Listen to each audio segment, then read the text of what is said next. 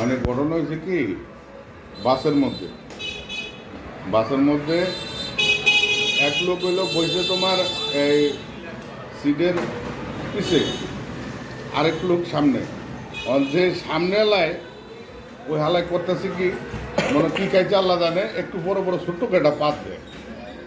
তো পাত দেয়, তো পাত দিয়ে আবার বিষের মতো গন্ধ, মানে রজনীগন্ধা পাত, আরে বিষ পাত আর কি, রজনীগন্ধা বিষ করে বিষ পাত মারে। হ্যাঁ।